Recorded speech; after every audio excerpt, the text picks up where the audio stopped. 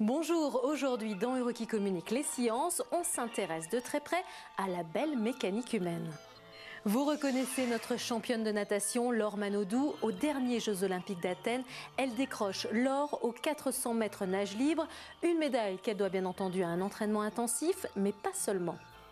Car la championne olympique porte un condensé de technologie sur elle. Plusieurs années de travail de recherche ont été nécessaires pour mettre au point cette combinaison qui permet de gagner quelques centièmes de seconde, essentielle pour départager les meilleurs nageurs mondiaux.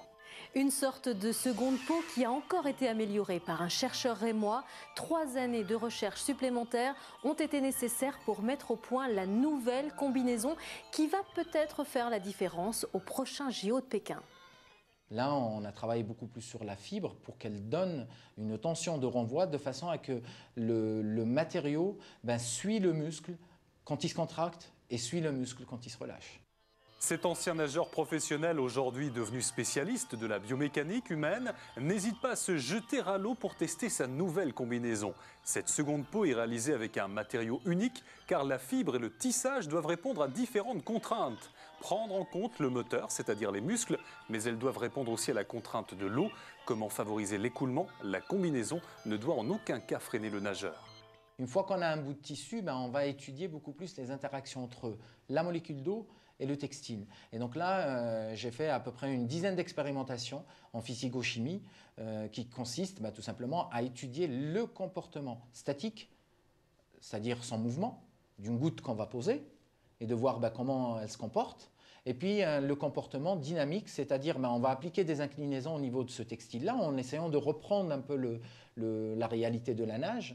Et on voit également comment cette goutte-là se comporte. Donc là, on est dans des textiles, si vous voulez, avec le traitement qu'on applique en plus à une combinaison qui ne se mouille pas plus de 2 minutes. Plus de 2 minutes, vous avez le 50 mètres, le 100 mètres et pas loin et même le 200 mètres, si vous voulez, pour les athlètes. Donc, c'est-à-dire que quand vous rentrez, vous sortez, la combinaison est dans le même état. Les combinaisons ont été ainsi testées pendant plusieurs mois par des champions, mais également dans des bassins où l'on teste d'habitude la résistance des coques des bateaux. Aujourd'hui, chaque athlète a sa combinaison qui a été confectionnée sur mesure et ajustée après plusieurs heures de tests en piscine.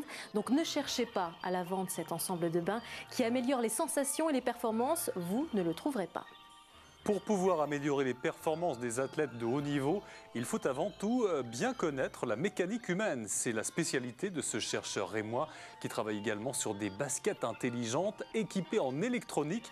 Des capteurs permettent ainsi de récupérer toutes les informations pour quantifier le mouvement. Une fois analysées, ces informations vont permettre d'améliorer le mouvement et donc les performances. Connaître la mécanique humaine permet de l'améliorer certes, mais elle permet également de la réparer lorsqu'elle est défaillante. Grâce à un protocole mis en place avec les médecins de l'hôpital Sébastopol de Reims, des solutions peuvent être trouvées pour des personnes souffrant d'un lourd handicap physique. On équipe le patient par des marqueurs qui représentent des points anatomiques au niveau des articulations. Et puis après, on va capter ces marqueurs-là à l'aide de logiciels appropriés et de systèmes appropriés. Et après, on va reconstruire le corps du patient en 3 dimensions pour pouvoir après analyser toutes les parties du corps, c'est-à-dire les différents segments, que ce soit les mains, les bras, les pieds, etc., etc.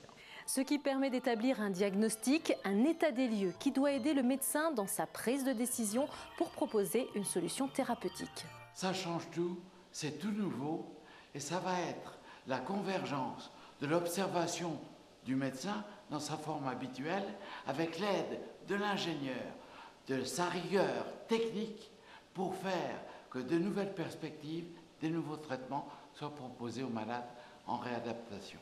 Le chercheur peut aussi proposer des solutions. Reda Taillard travaille en ce moment sur une orthèse, releveur de pied pour des patients myopathes.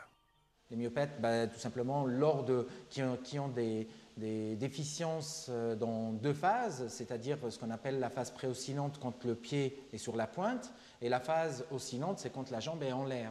Donc ils ont beaucoup de déséquilibre dans ces phases-là. Alors là, on leur propose beaucoup plus ce qu'on appelle un releveur du pied, de façon à que quand le pied se pose, il se pose comme un individu normal, beaucoup plus avec le talon d'abord, alors que dans le cas de ces patients-là, le pied se pose directement sur la pointe. Et ce chercheur a beaucoup d'autres projets et d'idées. Il travaille également sur des gants spéciaux pour les pianistes professionnels qui permettraient d'éviter certains troubles de la main fréquents chez les musiciens professionnels. Reste maintenant à trouver l'argent pour financer ces projets. À ce niveau, un rapprochement avec les industriels est nécessaire.